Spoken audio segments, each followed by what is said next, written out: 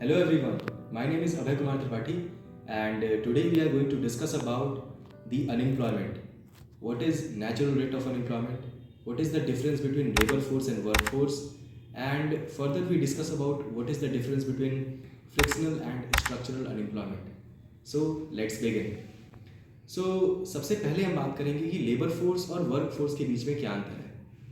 देखिए, किसी भी इकोनॉमी किसी भी कंट्री में 15 टू 59 ईयर्स के एज के बीच में जितने भी लोग आते हैं वो उस देश का लेबर फोर्स कॉन्स्टिट्यूट करते हैं।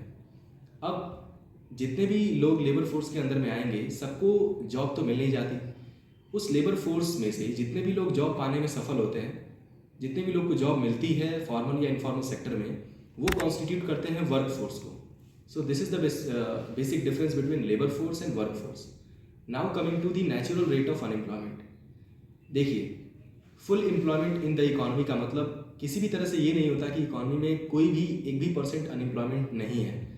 फुल एम्प्लॉयमेंट लेवल पे भी कुछ मिनिमम लेवल ऑफ अनएम्प्लॉयमेंट होती है इकोनॉमी में। उसको बोलते हैं नेचुरल रेट ऑफ अनएम्प्लॉयमेंट, क्योंकि there are some frictional and structural reasons for this and that will discuss later. So natural rate of unemployment वो रेट ऑफ अनएम्प्लॉयमेंट है जहाँ पे इकोनॉमी में फुल एम्प्लॉयमेंट एग्जिस्ट करता है।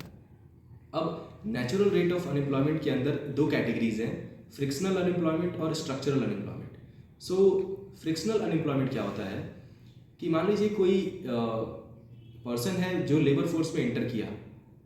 एज एन एग्जांपल भी ले सकते हैं कि मान लीजिए कोई लड़का है, वो ग्रेजुएशन कंप्लीट किया, अब वो जॉब के लिए सर्च करने जा रहा है।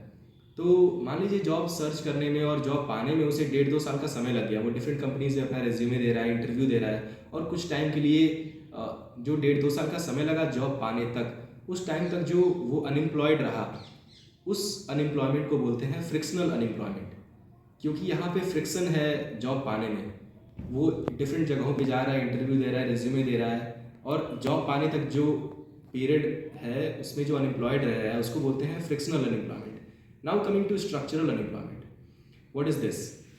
मान लीजिए कोई पर्सन है जो किसी कंपनी में काम कर रहा है। अब कुछ स्ट्रक्चरल चेंजेस आए इकोनॉमी में, कुछ टेक्नोलॉजिकल चेंजेस आए, मॉडर्न टेक्नोलॉजीज उस कंपनी ने अडॉप्ट की, और वो पर्सन के पास उस टेक्नोलॉजी को अडॉप्ट करने की स्किल नहीं है फिलहाल के लिए, तो कंपनी उस पर्सन को ले ऑफ कर देगी, कंपनी से निकाल देगी, तो वो अनएम्प्लॉयड हो जाएगा। अब उसको फिर से लेबर मार्केट में आ जाएगा वो, और उसको जॉब पाने के लिए नए स्किल्स एक्वायर करने होंगे, कंपनी के हिसाब से उसे अडॉप्ट करना होगा अपने आप को। तो कुछ समय लेगा वो अडॉप्ट करने में, स्किल्स एक्वायर करेगा और फिर किसी दूसरी कंपनी में जाके जॉब लेगा। So during the period of time वो जो स्किल एक्वायर करेगा और उतने पीरियड के लिए अनएम्प्लॉयड रहेगा जब तक कि न्यू जॉब ना मिल जाए। So that period of unemployment is called structural unemployment, because it is coming due to the structural transformation and structural changes taking place in the economy. So this is the basic difference between frictional unemployment and structural unemployment, और ये दोनों ही constitute करते हैं natural rate of unemployment को। Natural rate of unemployment का मतलब ये नहीं होता कि बहुत ज़्यादा अनएम्प्लॉयमेंट है। नेचुरल रेट ऑफ अनएम्प्लॉयमेंट पे जितने भी लोग अनएम्प्लॉयड होते हैं उतने जॉब्स अवेलेबल होती हैं इकोनॉमी में, लेकिन उनको पता नहीं होता, एक्चुअली परफेक्ट इन्फॉर्मेशन नहीं होती और स्किल सेट उनका उस हिसाब से नहीं होता, इसलिए उनको जॉब नहीं मिल पाती। सो this is all about. Now one more thing is that cyclical unemployment. Cyclical unemployment ये होती है कि जब डिफिशियंसी ऑफ इफेक्टिव डिमांड के चलते, बिजनेस साइकिल्स के चलते, जो ट्रेड साइकिल होते हैं, रिसेशन, डिप्रेशन, रिकवरी, बूम, ये साइकिल चलता रहता है इकोनॉमी में। सो इस साइकिल के चलते और इफेक्टिव डिमांड में चेंजेस के चलते जो अनएम्प्लॉयमेंट आती है इकोनॉमी में, उसको बोलते हैं cyclical unemployment. One more unemployment is there, disguised unemployment. आपने सुना ही होगा इस टर्म को। ये बेसिकली एग्रीकल्चर सेक्टर में पाया जाता है।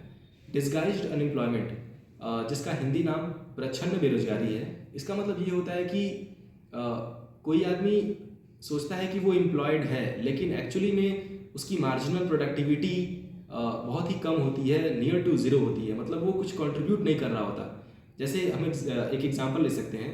एक लैंड प्लॉट है, वहाँ पे एक परिवार के 10 लोग काम कर रहे हैं उस लैंड पे और प्रोडक्शन हो रहा है। अगर हम उन 10 लोगों में से 4 लोग को निकाल के कहीं और काम पे लगा दें, फिर भी प्रोडक्शन कम नहीं होगा, उतना ही प्रोडक्शन होगा। मतलब वो 4 लोग एक्स्ट्रा एम्प्लॉयड हैं उस लैंड पे, और वो ज़बरदस्ती का बस दिखावा के लिए काम कर रहे हैं, एक्चुअली में वो कुछ कंट्रीब्यूट नहीं कर रहे हैं। सो उनको लग रहा है कि वो एम्प्लॉयड हैं लेकिन एक्चुअली में वो अनएम्प्लॉयड हैं। और इस टाइप की छुपी हुई एक तरह की ये बेरोजगारी है जिसको डिस्गाइज्ड अनएम्प्लॉयमेंट बोलते हैं, जो कि मेनली एग्रीकल्चर सेक्टर में पाया जाता है। So this is all about the unemployment. That's all, thank you very much, have a nice day.